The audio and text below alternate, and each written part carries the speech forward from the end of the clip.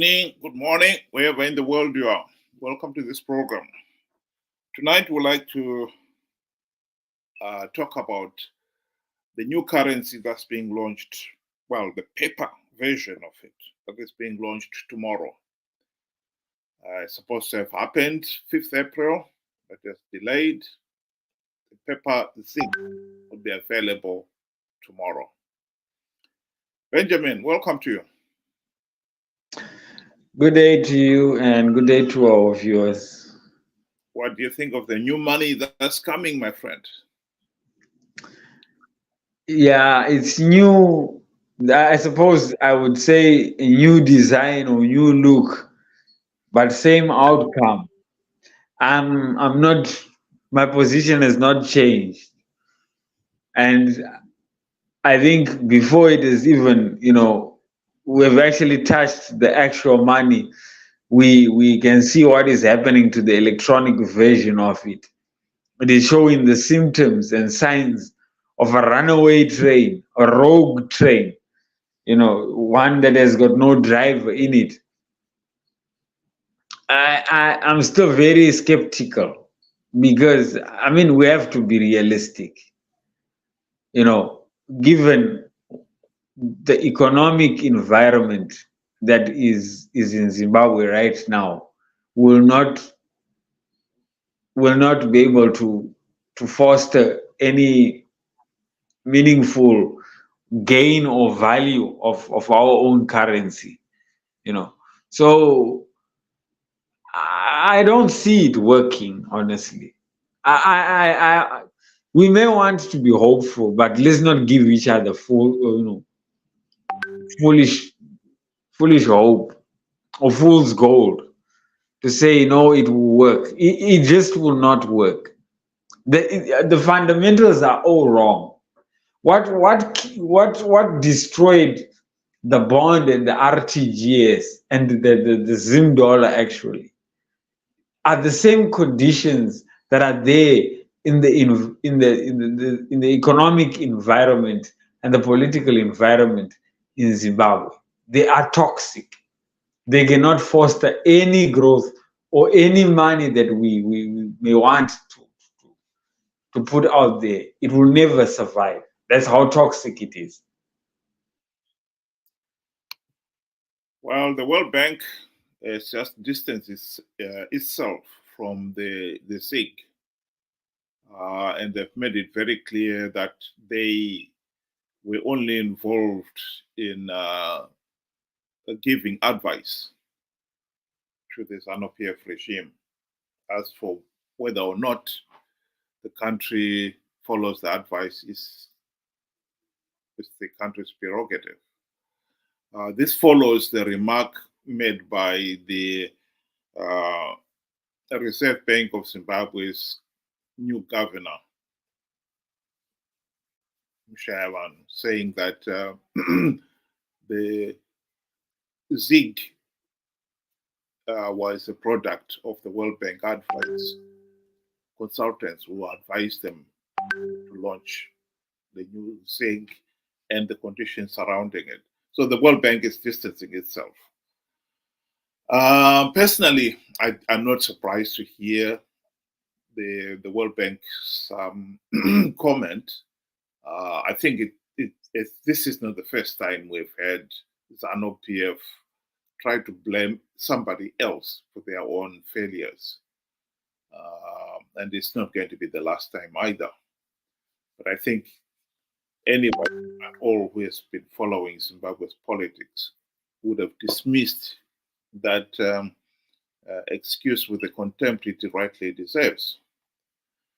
Personally, I think once the paper ZiG is launched and is in circulation, we are going to see the ZiG start to lose its value very quickly. And my projection is by June at the very latest. At the present moment, it's $1 is to 13.73 ZiG. But I think by June at the latest, we'll be looking at $1 is equal to 100 ZiG. So the ZiG would have lost in 2 months, would have lost its value so much that it's almost 10 times as many ZiG to the US dollar. That is to be expected when you've got the inflation rate in Zimbabwe sitting at over 2,000%. So this is, I agree with what you're saying there, Ben, that this is to fail. It's just a question of how quickly it's going to happen.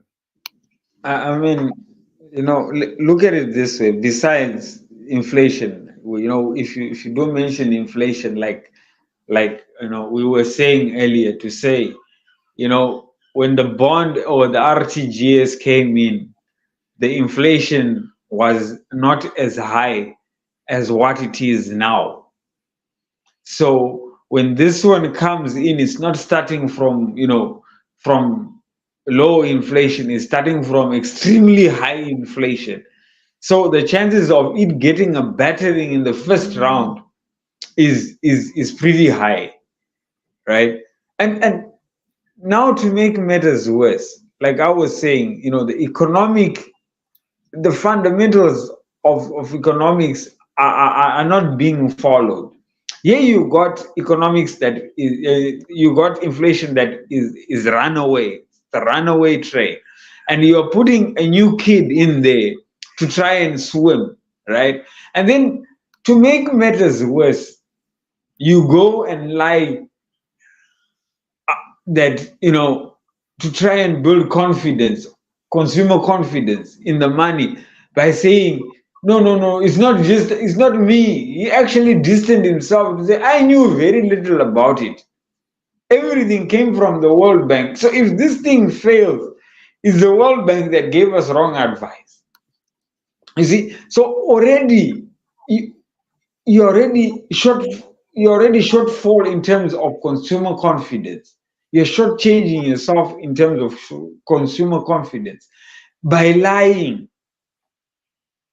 And this will just fuel speculation. And once you get your consumers in that mode where they are speculating, how safe is my investment? How safe is me sleeping or keeping this money until tomorrow? You have just fueled the depreciation of your own money. Yet, you know, you could have just simply said the truth. If it was a little help here and there, or you took some advices, it could have made any sense at the end of the day. Now, because you have lied, you have made everybody start to doubt whatever you had said before, whether it be true or whether it be false. We do not know whether you were telling the truth or not, and we are now picturing you as somebody that is very deceitful. So I think within just a short space of time, they have managed to undo everything. If there was somebody that had hope in whatever you are saying, which I didn't, you've just you just dashed that. You've just lost it. So good luck to them, those that believe this thing will work. I just don't buy it. I don't. I think the most important thing to remember here is that the ordinary Zimbabwean has no say in this. The ZiG was being launched, and the ordinary Zimbabwean has no say in it, like everything else in Zimbabwe. When you have got a country that is ruled by a party that rigs elections, the ordinary person, per se, has no meaningful say in the governance of the country. That is at the heart of our problem in Zimbabwe. whether the people liked the ZiG or not, they're bound to have it.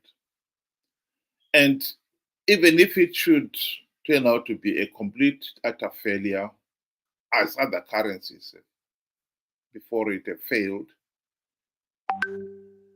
the ordinary person will not hold the regime to account. The regime will continue go on to rig the next elections and stay in power. That is how desperate our situation is. I honestly do not expect any miracles. The ZiG is doomed to fail. It will start accumulating zeros like a tail. And the usual practice with the regime would be to start shedding some of the zeros, by printing slightly different currencies or printing higher and higher denominators, because the money they printed so far would not be of any value. I think so far the highest denominator of the paper money that we're going to see tomorrow is 200. But I think it will not be long before the regime goes back to printing higher and higher denominators, which is only fueling inflation. The more money you print, the more money is available, chasing the same goods. It's only fuels inflation. So I think we are in this situation. And to be quite honest, the ordinary person, like I said before, particularly those who do not have the economic muscle to say, I want to be paid in US dollars, for instance, are the ones who are at the real business end of this whip.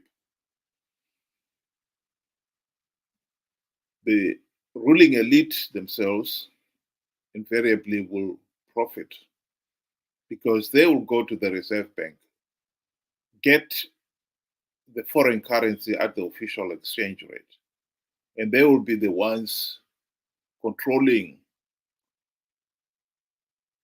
the money changers on the street, where they sell the same foreign currency at the black market rate. Go back to the Reserve Bank, buy some more foreign currency. If the exchange rate, like I said last time, is the difference of 10, for instance, they've multiplied their earnings 10 times just by buying the the foreign currency, selling it at the black market, come back and buy more foreign currency. It's just amazing. Those with the right connection will profit from this. Those without, those who are forced to buy their foreign currency on the black market because it's not available at the bank, are the ones who lose the most. That is the tragedy of Zimbabwe's political situation. The only way to cure it is to end this present arrangement where ZANU-PF is able to blatantly rig elections and get away with it. That, to me, is the solution. I really don't see what anything changing tomorrow. Let's wait and see. You never know with this regime. But it's a matter of time. The ZiG is here. It's not backed by any gold and foreign currency reserves, as the regime claims. And everybody already has established that that is a lie. And so here we are. Yeah, I mean, there's just a lot of things that just don't add up for me. I mean, you have 80 million that you are putting in circulation. Why would you put your highest denominator as 200? Surely that doesn't make sense after all, right? It just doesn't. And secondly, the regime has just said, government said, if you truly have a genuine reason, you can go to the bank and they will give you US dollar. And I urge everybody, because I think everybody has got a genuine reason. Schools are opening next week. Let us all go to the banks and go and give them the invoices. I mean, there is no better proof than that. To say you can give us the US dollars. We don't even need the US dollars. We'll give you the ZiG, and you do the transaction for us into the US, and direct deposit into the school bank accounts. I think that is the most genuine reason, other than trying to explain that I have to go and buy something from outside the country or what. I think a government receipt is the most genuine reason for you to get given US dollars. And then you will not get it. We all know it's a lie. So I urge everybody, let's not be conned out of our own hard-earned money. If we have a chance to actually change and be safe, I think it's change and be safe. Besides, I don't see any reason why government should be arresting anybody for changing money. It's, as far as they said, it is willing buyer, willing seller. If I meet you in the street and I have US dollars and you have ZiG, and you want my US dollars at my price, and we transact, I don't think there is any problem. That is the whole point of willing buyer, willing seller. So all these things that I have just said, I personally believe our government is lying to us. They are just taking us for fools. And do not trust this. It's just a matter of time. If you keep this thing, it will be a problem for you, because you will lose out. I don't trust. I don't even see beyond. It's just going to be just downward spiral from now on. And the moment money starts circulating in volumes, then you definitely know that they are starting to print. So my advice is, let's all be wary. Let us not be taken, for fools again. I think we've been through this path before. Let us show that at least we have now switched on, and we are more aware of what is happening. Well, Benjamin, I can't let you get away with that one. It's how are you going to switch on? The regime is launching the money. You and me have no say in it, whether we like it or not. That's going to happen. The only way you can switch on with this is if you do happen to trade, right? And you are getting this here or ZiG, you might as well change it. Sorry if I didn't explain it. You might as well change it and always have the show currency with you. At least it will save you.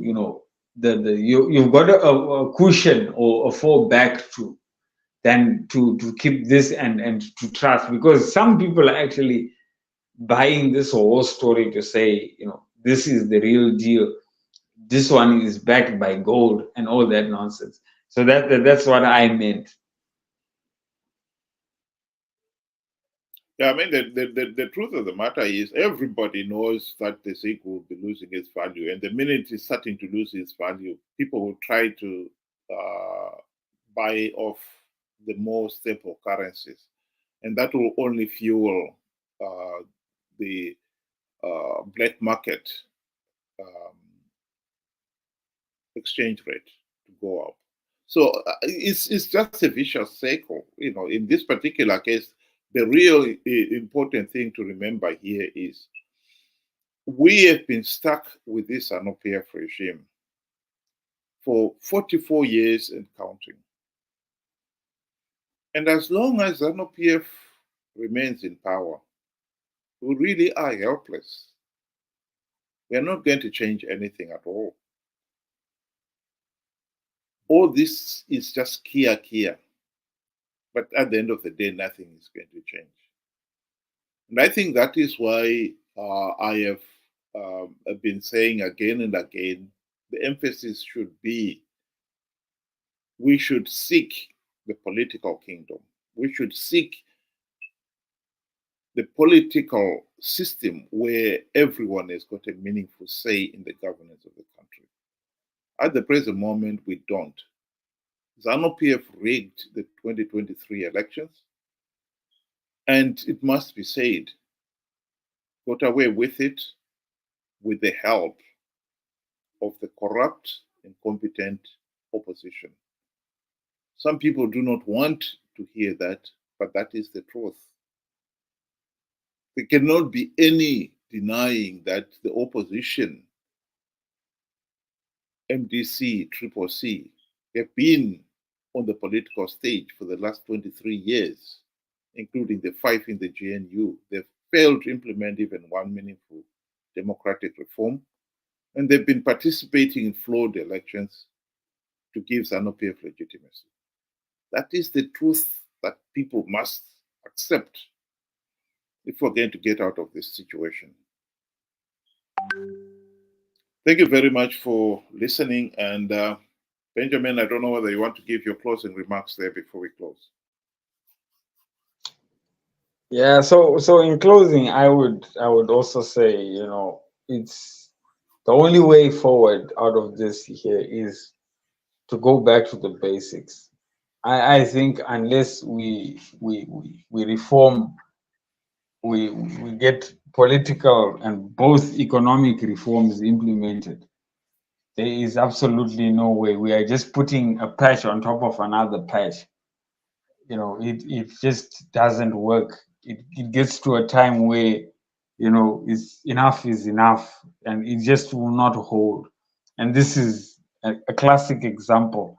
Zimbabwe within the past 20, 23 odd years has gone through 4 currencies, if we were to say, but I wouldn't say there were 4 currencies. I think it was just a way of just removing the zeros that will be getting out of hand. So it's pretty sad to watch that some other people, they actually buy this nonsense to say there's it's different. It's different now because it's backed by gold which we never saw. Well, we could say we saw that little bit of gold, but we never saw the money, we never saw the other minerals, all those things. And who's safekeeping? You cannot hold in trust when you go to a bank and you want to get a loan. They take the deeds and as collateral. So it's just the same. With government, they cannot be the ones that hold everything and make you just believe, take their word for it. And we know their word is not good enough anyway. So I honestly believe there's no change. I think it's just another Zim dollar that has just come, and it's just going to go, and we're going to have so many names. But until we fix the economic and the political problems and the social problems also within our country, that's the only way we can ever enjoy, Zimbabwe as the citizens. Thank you very much, Benjamin. And to the listeners, thank you very much for joining us tonight. Thank you all. Good night. We'll meet again tomorrow, same time, 7 o'clock UK time and 8 o'clock Zimbabwe time. Thank you again. Good night.